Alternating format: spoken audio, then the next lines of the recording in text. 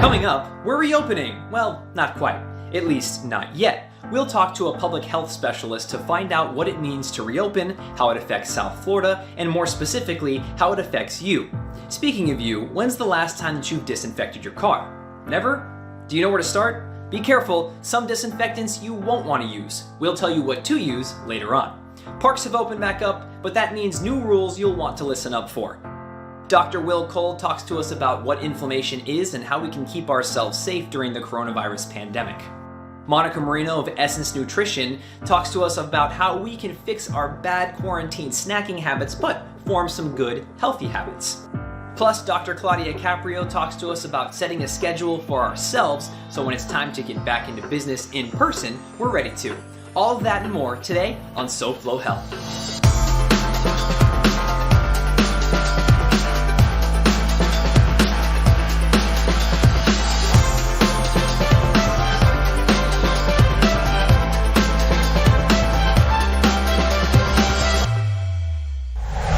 Welcome to my backyard and welcome to SoFlo Health. I'm Hunter Franqui, and like many of you, I've tried to find every acceptable angle of my home to do a video call from, or in this case, a TV show.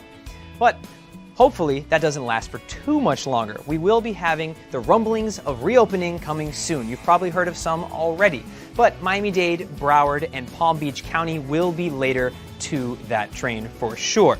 However, what does it mean once we do reopen? Well, we consulted a public health expert to find out.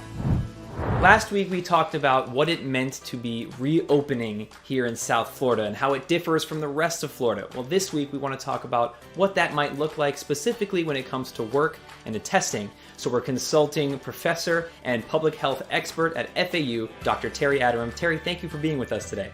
Yeah, thank you, Hunter. It's a pleasure. Let's answer the big question right off the bat.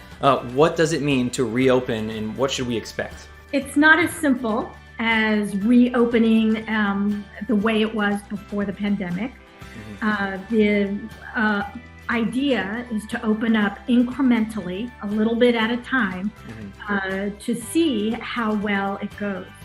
So down here in Florida, except for South Florida, the governor has allowed certain businesses to open with limitations. So for example, restaurants can only be at 25% capacity. So we're making small baby steps in Florida to see if there are any untoward impacts to opening up.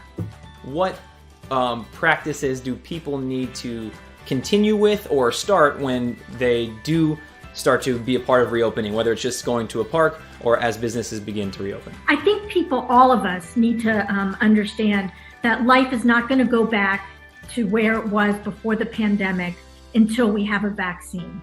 That's just the reality of it. And that if we are going to proceed with doing some reopening, life is going to change. We're still going to need to do physical distancing. We're still going to have to wear masks where we are around other people. We're still going to need to wash our hands. We're still going to have remote work.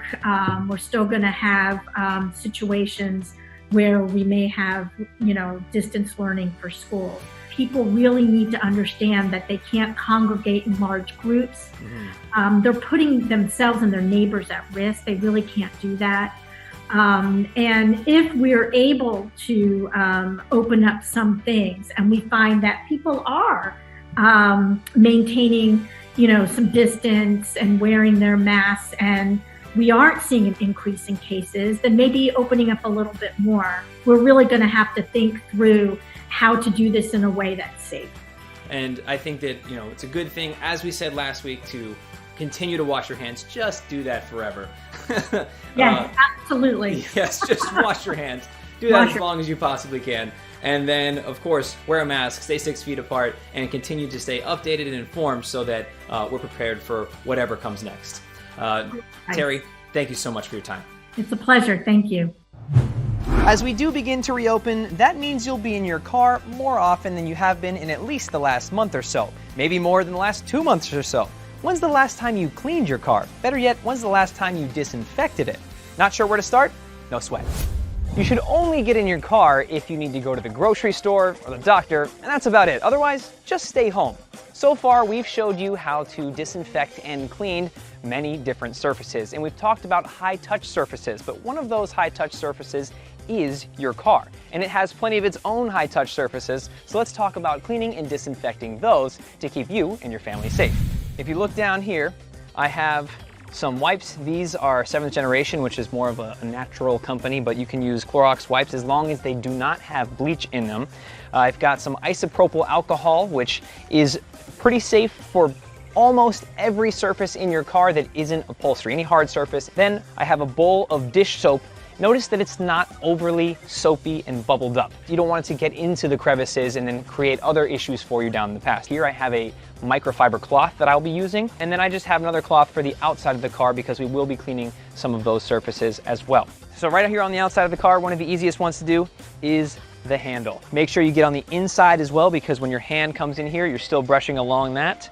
High-touch surfaces are what you really want to focus on, or surfaces near your high-touch surfaces. For example, your door handle, that's an easy one. The lock, if you have memory seats, make sure to get all of those buttons. And then I like to do along here because, again, it's as near a high-touch surface. Make sure that you get your window buttons and the ones that you use often and the ones that you don't use often, because, again, it's about getting everything you just might touch and you're most likely to touch. I'm just going to take some isopropyl alcohol here. I'm just going to revisit some of these buttons like I said before. Now, come on the other side of the car and I'll show you what else we have. Let's start from the top. And right up here is my sunroof or moonroof. All of your radio components, knobs, your push to start button, or if not, you should be cleaning your keys. Let's make our way over to the steering wheel. Simple wipes can be safe for both the leather that is on here and whatever wax coating that this has. New wipe, and something else people might overlook, your trunk and your gas cap. And this is a situation where you don't want to let the sun bake this on, so you're going to want to take a clean microfiber cloth and then wipe that off as well. Don't forget the latch or button under as well. Last but not least, I'm going to show you some uses for the soap and water that we have here. Slowly wiping down, creating a little bit of friction, but you don't want to scrub because you may lift off any paints or colors of what you have on your car surfaces. Keeping surfaces clean will help, but the best thing you can do is stay home, stay safe, stay socially distanced, and make sure your hands are clean and don't touch your face. So that's why I keep a little bit of hand sanitizer on me when I'm not near a sink with soap and water. Remember, you need to let this dry on its own. When SoFlo Health returns, new rules for the reopened parks, and Dr. Will Cole demystifies inflammation. Focusing on you. Innovations in modern medicine from your team of experts at UHealth, the University of Miami Health System. The COVID-19 pandemic has people with underlying medical conditions, including those with heart issues, on high alert. For those with urgent cardiac needs, UHealth Chief of Cardiac Surgery, Dr. Joseph Lamelas, continues to treat the most complex cases. In my profession, people continue to get sick and they have cardiac pathologies which are important to get taken care of and operated upon. Dr. Lamelas is the pioneer of a minimally invasive approach to complex heart repairs, like mitral valve repair and replacement of the ascending aorta of the heart. The minimally invasive surgery offers the patients the ability to recover a lot quicker. The length of stay for the majority of these patients are 3 or 4 days. And that's also very important for multiple reasons, because it decreases the resources that are used by the hospital. Dr. Lamelas and his team have taken every measure to protect against the spread of COVID-19, including testing patients for the virus before and after surgery. They've also taken on a new role of care since loved ones are no longer allowed in the hospital. They undergo a major operation, and then we essentially become their family members after that. We stay in very close communication with families. Our goal is to get them out of bed, ambulating, and discharged as soon as possible.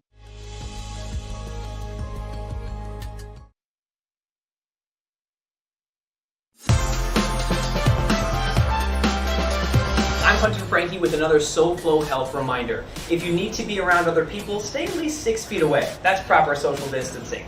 And if you're not sure how far 6 feet is, I'm 6 feet tall, so 100 Franqui should do. Now back to some more SoFlo Health. Welcome back to SoFlo Health, and welcome back to my house. I'm Hunter Franqui, and so far we've talked to you about how to properly disinfect your vehicle, and we consulted a public health expert on what reopening really means and what comes next. And the first phase of reopening, the parks. The date of this recording is April 29th, and if we've done our part, the parks in Miami-Dade and Broward County, which opened today, will still be open by the time that you see this. Now, what do I mean by doing our part? Well, it's pretty much we're gonna have to follow the guidelines. What are the guidelines? The guidelines haven't changed much from what you're used to, wearing a mask and social distancing. However, what has changed is the availability of the amenities at the parks. Previously, you were not required to wear a mask when outdoors at a park. Now, you are asked to do so for the time being. So, proper mask etiquette is to handle it by the straps if you must handle it at all. The idea is to keep droplets from you to spread to others and from others spreading to you. And do not touch your face and try and sanitize them before you continue once putting it back on. So, I brought mine with me, and I will sanitize my hands before moving on with you. Now that my hands are sanitized and my mask is properly placed on my face, let's talk about what else has changed at the parks. No playgrounds, no basketball courts, no gatherings of groups of over 10, no rentals of equipment that's touched by other people. Some public things are still open, like the benches are still available, but I suggest you stay away from them, and if you must sit at a bench, try and sanitize it first. Restrooms are also still available, but again, I would try and do your business at home if possible. So, Hunter, what the heck can I do? You can go for a walk, a nature trail, you can cycle, you can skate, play catch with a person in your household. We hope you're staying home and staying safe for the most part, but if we do see you out here at the parks, make sure that you're being respectful of others and of the parks. And I hope you're out there enjoying the fresh air. We've been doing so here at Markham Park by staying at a safe distance, at least 6 feet away, wearing our masks, keeping our hands clean, and enjoying the great outdoors.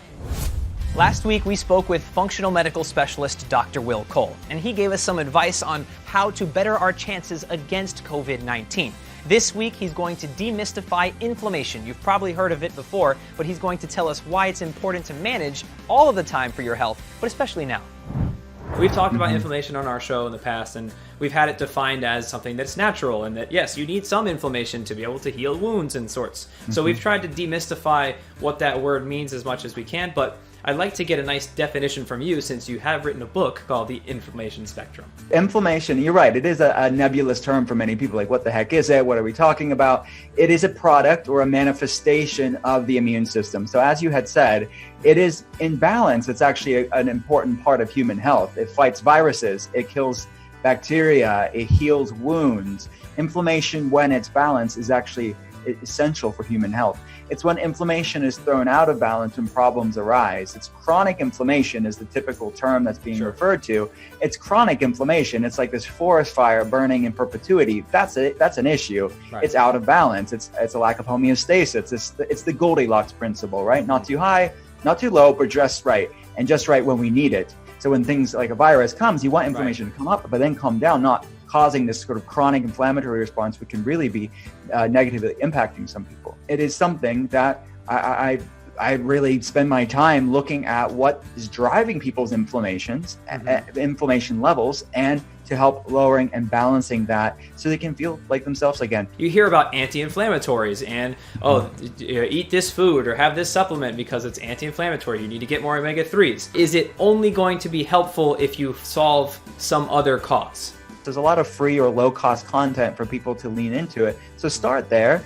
It depends on how complex the case is. Sometimes you're right. It's really, really beneficial to have someone outside of yourself to guide you and look at what's needed for you, because there's a lot of oftentimes conflicting information out there online, etc. So to really fine-tune it, there's definitely it's really helpful for people that are disillusioned as to what's right for them. But I love what you're putting out there, and things like health books are really a good starting place for people. I think this is a really great conversation. I think for people to start having agency over their health. Many people are disillusioned. There's a lot of, again, conflicting information in media, and I think it's great that you're providing good, solid, evidence-based information for people to equip themselves with the best that they can, with the access that they have. I'm excited to be on today. Yes, and thank you for being here. Like we say all the time, we want people to be their own best advocate. And if you're advised to do something, you try it and you're like, oof, I don't know, something's not feeling right.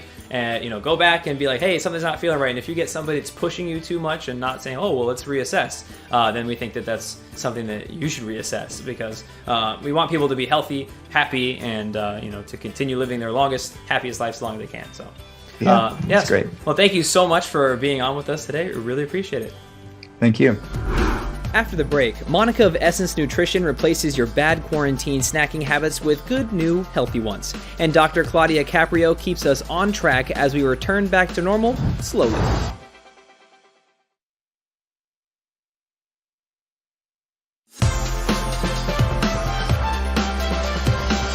Hey, whoa, stop. You are about to touch your face again. The average person touches their face 23 times per hour, and that's just too many times to be touching our face right now.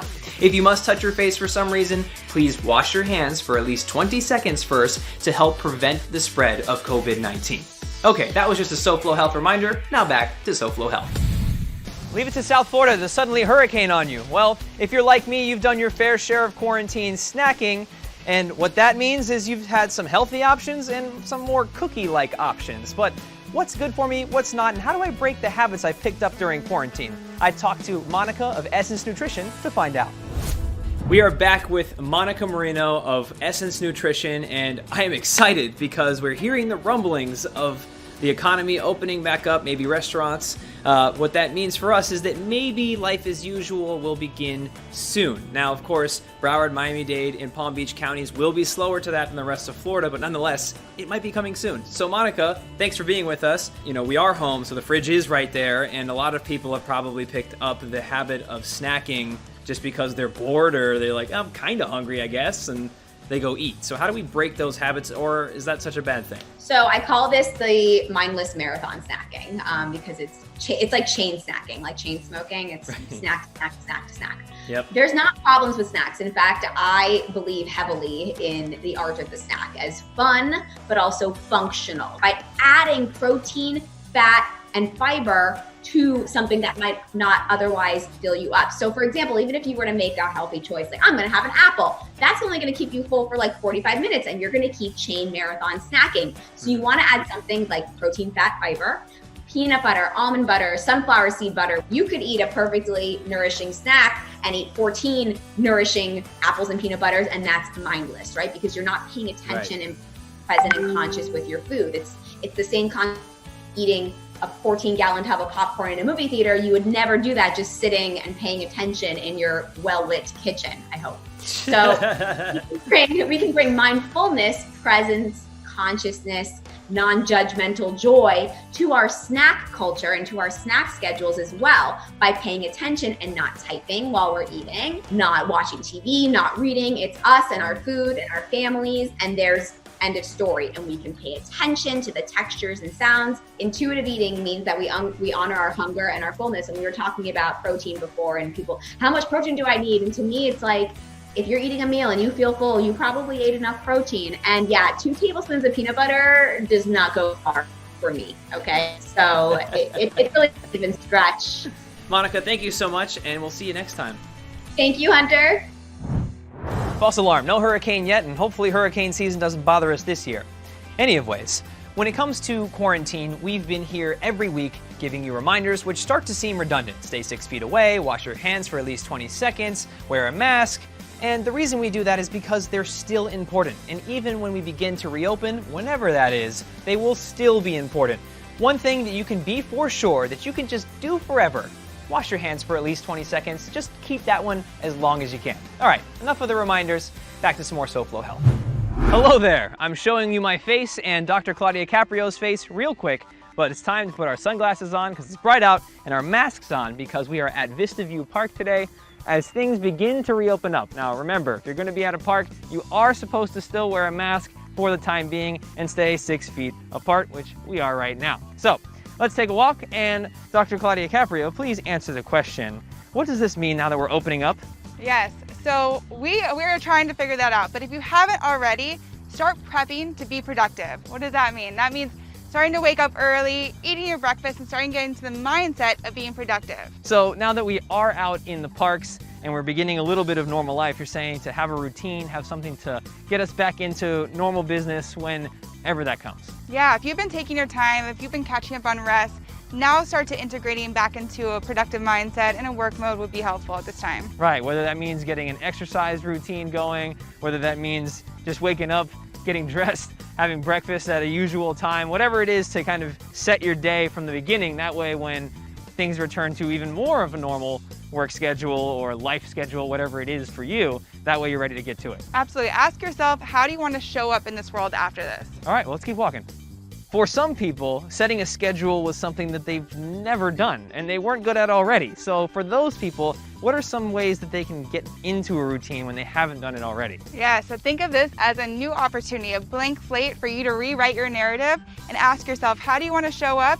And start filling out those time blocks of interests and things that you've always wanted to do before. Taking it slow and starting to ask yourself, how am I feeling? What am I experiencing right now? So you can start to observe what's going on for you. Everyone's gonna leave out of this situation having some version of PTSD. And so post-traumatic stress disorder is normally known as coming out of combat and some severe traumatic stress, but it can be something that just shakes up your worldview, just like this event. So be mindful and asking yourself, what am I experiencing? Now this can range on severity. For PTSD, it could look like nightmares and flashbacks. It can be as minimal as anxiety or confusion or frustration. So still being mindful and patient with yourself as you're experiencing these symptoms. Right, it's going to take some time. For all of us, it's going to take some time to reopen up the economy, whether it's phase 1, 2, 3, 4, 500, whatever it is. It's going to take some time for you to adapt, for everyone to adapt, and if you're going to be out in the park, you're still going to have to keep those social norms that we've now created, which is 6 feet apart, wearing a mask, and being respectful of everyone during the time of social distancing. If you're feeling any symptoms, just stay home and get ready to get back to normal as soon as you feel well. Yes. Thank you. Of course, thank you.